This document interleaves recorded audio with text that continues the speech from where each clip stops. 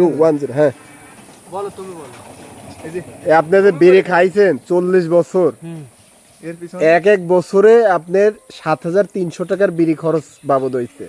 তো এইভাবে 40 বছর খাইছেন, যার জন্য 40 বছর খেয়ে আপনার বিড়িতে টোটাল টাকা গেছে 2,92,000 টাকা, মানে 3 লক্ষ টাকার কিছুটা কম, 8,000 টাকা কম। ও আরো আগের থেকে খাওয়া শুনে 40 বছর বাট আপনি মনে করেন যে 40 বছরে আপনি 3 লক্ষ টাকা শুধুই মানে ধোঁয়াতে উড়াই দিয়েছেন।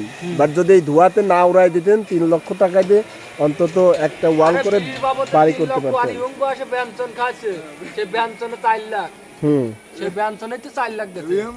ইয়ং বয়স আরো বেশি খাচ্ছে না। না ওসব খাই জীবনটা কোন পর্যায়ে নিয়েছেন দেখেন। শুধু বিড়ি খাইছেন 3 লক্ষ টাকা খরচ করছেন। দ্বিতীয়ত আপনার লিভার, কলিজা, তারপরে যেগুলা কিডনি যাই আছে ভিতরটা শেষ হয়ে গেছে। না ও ভালো আছে।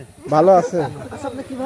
বিড়ি খাওয়ার জন্য দাঁতগুলো মানে শেষ হয়ে গেছে, দাঁত শেষ হয়ে গেছে এই বিড়ি খাওয়ার জন্য। তাহলে বিড়িতে আপনি 3 লক্ষ টাকা দিচ্ছেন, আরো এই ক্ষতিগুলো আপনি নিয়ে রাখছেন শরীরের মধ্যে। তাহলে কি এটা ভালো? এটা ত্যাগ করেন না কেন আপনি বলেন?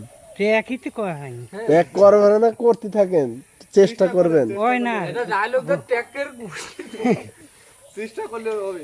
ওই না ওই না মানুষ পারে না এমন কোনো কাজ আছে বলেন? মানুষ পারে না। মানুষ পারে না এমন কোনো কাজ আছে?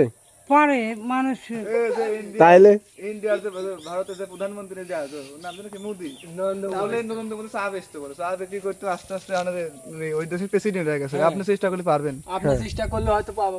সামান্য সিগারেট বিড়ি কেন, আপনি যদি চেষ্টা করেন বউ ছাড়িয়ে দিতে পারবেন। না না না আসলে পুরুষ পারে না এমন কোনো কথা নাই।